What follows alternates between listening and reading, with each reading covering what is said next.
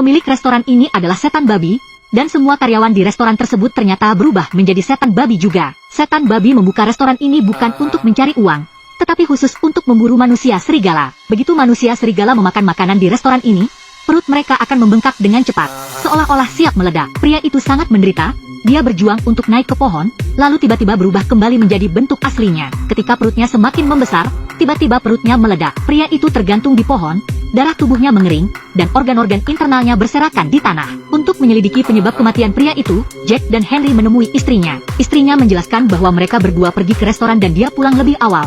Tetapi suaminya tidak pernah kembali, dan dia tidak bisa menghubunginya melalui telepon. Namun, suaminya ternyata telah menjadi korban pembunuhan yang mengerikan. Namun, di tempat lain, sebuah insiden terjadi. Sebuah pasangan kekasih datang ke taman untuk kencan. Tiba-tiba beberapa tetes darah jatuh ke pakaian wanita itu, dan saat mereka melihat ke atas, mereka langsung terkejut dan ketakutan karena melihat mayat wanita tergantung di pohon. Setelah Jack dan yang lainnya tiba, mereka menemukan bahwa keadaan kematian wanita itu sama persis dengan pria yang meninggal kemarin. Pasti ada hubungan antara keduanya. Oleh karena itu, mereka segera memeriksa mobil wanita itu, dan dengan cermat Henry menemukan bahwa di faktur tertera bahwa wanita itu juga pergi ke restoran Plum kemarin malam, yang merupakan tempat yang sama yang dikunjungi oleh pria dan istrinya. Tampaknya kematian keduanya terkait dengan restoran ini.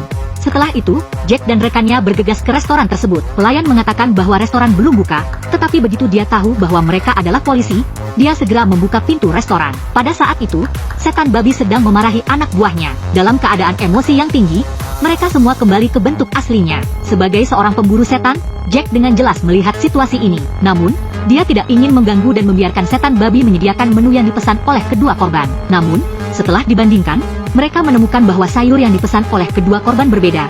Satu-satunya persamaan adalah patty daging yang diberikan oleh restoran. Namun, setelah pemeriksaan obat, tidak ditemukan kejanggalan apapun. Kasus ini mengalami kebuntuan sementara waktu.